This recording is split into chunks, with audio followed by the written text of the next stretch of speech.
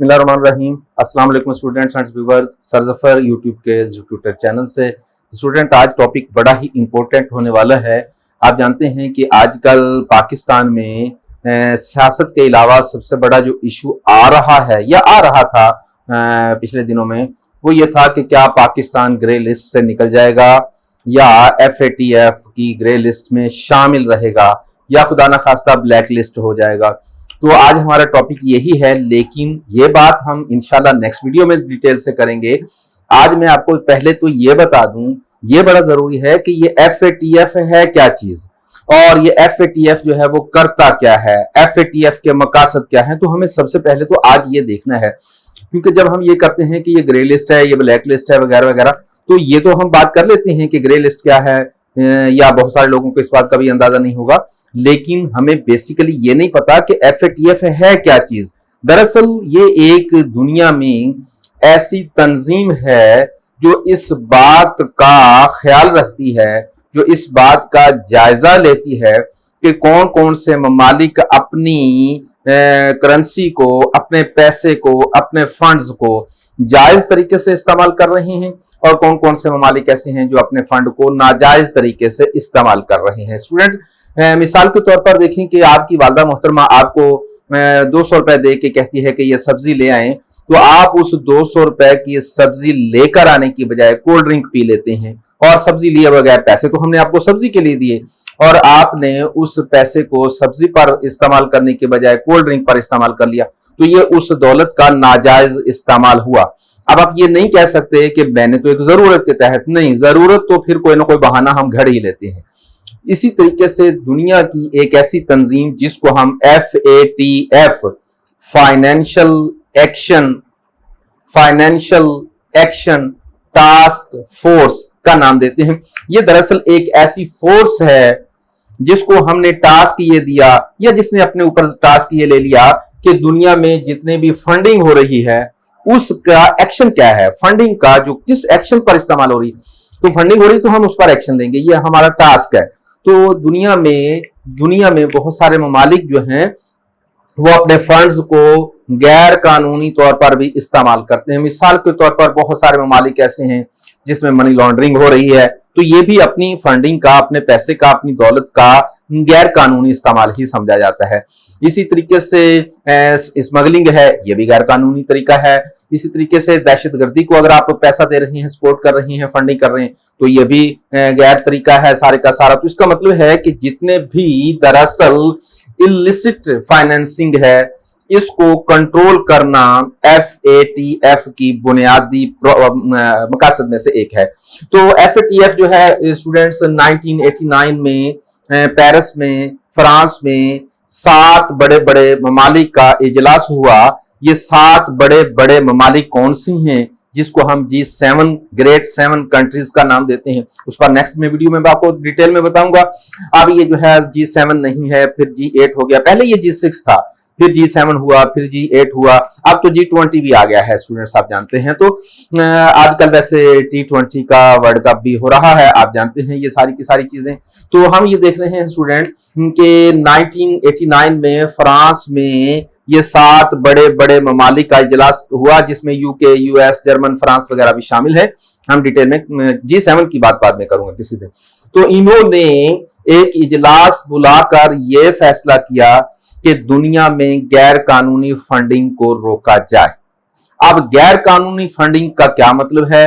अगर कोई मुल्क दहशतगर्दों को सपोर्ट कर रहा है, उनको फंडिंग कर रहा है, जाहिर है उनको पैसा चाहिए, असला खरीदना है, कहीं ना कहीं बाकी चीजें खरीदनी, तो फंडिंग तो चाहिए ना उनको। तो वो ममालिक जो उनको फंडिंग कर रही हैं, उनका हम जो है वो जायजा लेते हैं। फिर इसी तरीके से अगर ब्लैक मार्केटिंग हो, ब्लैक मनी कहीं और इस्तेमाल हो रही है, या फिर मनी लॉन्ड्रिंग हो रही है, तो ये सारी की सारी चीजों को बुनियादी तौर पर तो यही 2 बड़ी चीजें होती हैं कि आप मनी लॉन्ड्रिंग तो नहीं कर रहे, गैर कानूनी तौर पर पैसा इधर उधर तो नहीं हो रहा, और दूसरा यह है कि दहशतगर्दी के जुमरे में तो नहीं इस्तेमाल हो रहा पैसा। तो ये बुनियादी तौर पर तो 2 ही निकात हैं इनके। इनको कंट्रोल करने के लिए हमने FATF का जो है वो क्या अमल में आया। अब इस वक्त FATF में 39 मेंबर्स हैं और 20 ऑब्जर्वर्स ये हैं। तो 39 मेंबर्स का मतलब यह है कि ये तो बाकायदा इस FATF की जो तंजीम है इसके बाकायदा रुकन हैं, और बाकी जो है 20 की जिसकी मैं बात कर रहा हूं, तो ये बतौर ऑब्जर्वर काम कर रहे हैं, मुबस्सर के तौर पर काम कर रहे होते हैं। आप जानते हैं ऑब्जर्वर क्या होता है स्टूडेंट। ये जो है हमारा FATF, ये जिसको फैटफ आमतौर पर फैट्स बोलते हैं, तो इसने दो तरह की कैटेगरीज रखी। अब ये दो तरह की कैटेगरीज क्या हैं?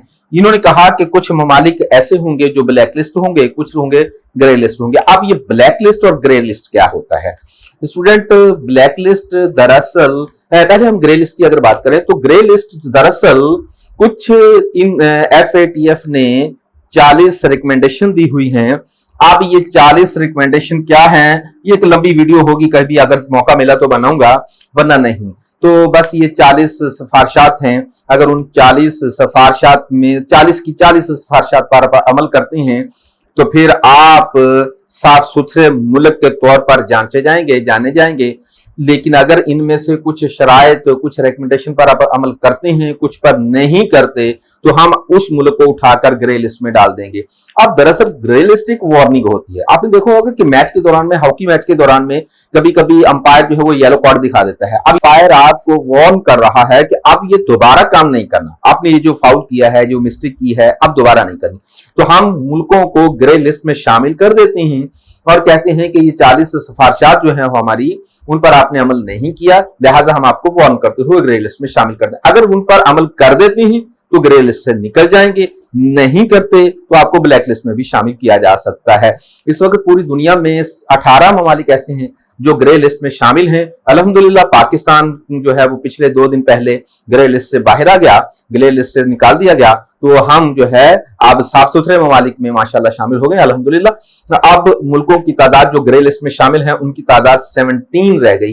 तो ये चेंज होता रहता है, 17, 18, 10, 15 कितना भी हो सकता है, और ममालिक भी शामिल होते रहते हैं, निकलते रहते हैं। जिस तरह पाकिस्तान ग्रे लिस्ट में शामिल था आज से चंद दिन पहले, और अब हम ग्रे लिस्ट से बाहर आ गए हैं। अब चलते हैं ब्लैक लिस्ट में। ब्लैक लिस्ट में क्या होता है, ये बिल्कुल हम आपकी 40 सिफारिशात पर अमल नहीं किया, इसके बाद आप इसको चैलेंज भी कर रहे हैं, आप दुनिया की कोई बात नहीं मान रहे।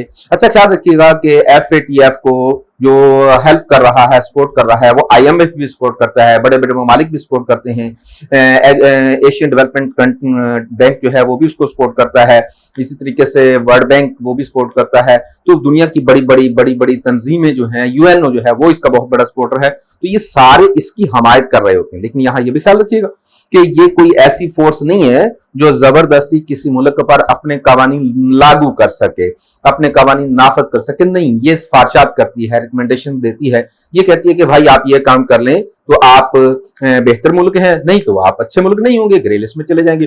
फिर अगर आप इस पर अमल नहीं करते तो फिर आपको ब्लैक लिस्ट कर दिया जाएगा। दुनिया में इस वक्त, जिस वक्त मैं ये वीडियो बना रहा हूं, दुनिया में ब्लैक लिस्ट कंट्रीज की तादाद सिर्फ 2 है। एक है मुस्लिम कंट्री ईरान और एक है नॉर्थ कोरिया, शुमाली कोरिया। आप जानते हैं कि ये दोनों ममालिक जो है इस वक्त जो है वो ब्लैक लिस्ट में शामिल है। इनके पीछे लॉजिक्स क्या हैं, इनके पीछे हकाइक क्या हैं, मैं इस पर नहीं जा रहा इस वक्त, पर आपको जो बताना है मकसद ये था कि ब्लैक लिस्ट में कौन कौन से ममालिक शामिल है, ग्रे लिस्ट में। अब पाकिस्तान जो है ग्रे लिस्ट से, या दुनिया का कोई मुल्क ग्रे लिस्ट से निकल जाता है तो फिर उसे क्या क्या फायदे हासिल होते हैं। सिंपल सी बातें हैं कि जब आप ग्रे लिस्ट से निकल जाते हैं तो दुनिया के तमाम इंपोर्ट एक्सपोर्ट करने वाले ममालिक से आपके ताल्लुकात एतमाद की बुनियाद पर बहाल हो जाते। एतमाद आ गया ना, वो कहते हैं कि जी अपने पैसों को साफ सुथरे तरीके से इस्तेमाल करते हैं, कोई नाजायज धंधा नहीं हो रहा, लिहाजा इन मुल्कों के साथ इंपोर्ट भी कर सकते हैं, एक्सपोर्ट भी कर सकते हैं, इन्वेस्टमेंट भी कर सकते हैं। और सबसे बड़ी बात यह है कि आप जानते होंगे कि पाकिस्तान पर मुआशी तौर पर कुछ पाबंदियां भी लगी रही, इंडिया पर भी लगी, कभी ना कभी दूसरे ममालिक पर भी लग जाती हैं। तो ये पाबंदियां क्यों लगाई जाती हैं, ये इन्हीं सिफारिशात की बुनियाद पर लगाई जाती हैं। जब कोई मुल्क ग्रे लिस्ट से निकल जाता है तो फिर पाबंदियां लगने का इम्कान तकरीबन 0 हो जाता है। किसी भी मुल्क पर डायरेक्ट पाबंदियां नहीं लगाई जाती, बल्कि उसे पहले ग्रे लिस्ट में शामिल करके वार्न किया जाता है कि भाई देखिए आप ये काम गलत कर रहे हैं, इसको रोक दें। नहीं रोकेंगे तो फिर हम आपको ब्लैक लिस्ट कर सकते हैं, फिर हम आप पर पाबंदियां लगा सकते हैं। जब आप कोई कंट्री ब्लैक लिस्ट कर देते हैं तो फिर सारी पाबंदियां का सामना करना पड़ सकता है। तो ये आज वीडियो थी इस हवाले से कि FATF क्या होता है। बहुत सारे बच्चों को ये भी नहीं पता होता कि FATF जो है वो किसका एब्रिविएशन है, किसकी शॉर्ट फॉर्म है। तो दरअसल फाइनेंशियल एक्शन टास्क फोर्स, ये दुनिया में बाकायदा एक तंजीम है। ख्याल रखिएगा कि इस तंजीम की रिकमेंडेशन पर दुनिया बहुत ज्यादा चलती है, बहुत ज्यादा अमल दरामद हो रहा है।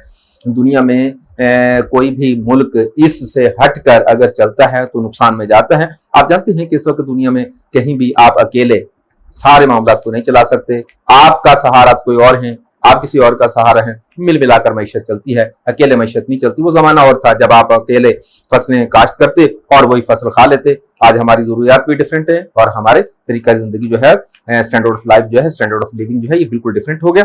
अब हमें एक दूसरे के साथ चलना पड़ता है। तो ये थी हमारी आज की वीडियो। स्टूडेंट, उम्मीद करते हैं कि हमारी आज की वीडियो बहुत अच्छी लगी होगी आपको। हमारे चैनल को सब्सक्राइब करना है जाने से पहले और बेल आइकॉन जरूर प्रेस कर देना है। अपने दोस्तों को बताया करें, अपने कमेंट्स हम तक जरूर भेजा करें। इंशाल्लाह ताला हाजिर होंगे अगली वीडियो में, और अगली वीडियो में इंशाल्लाह एक नया टॉपिक होगा हमारा। वैसे मैं अगली वीडियो में कोशिश करूंगा कि पाकिस्तान जो FATF जो है वो पाकिस्तान का इसमें या पाकिस्तान के हवाले से इसका रोल क्या रहा। इंशाल्लाह नेक्स्ट वीडियो में। अपना बहुत सारा ख्याल रखिएगा। अल्लाह आपका हामी नासिर।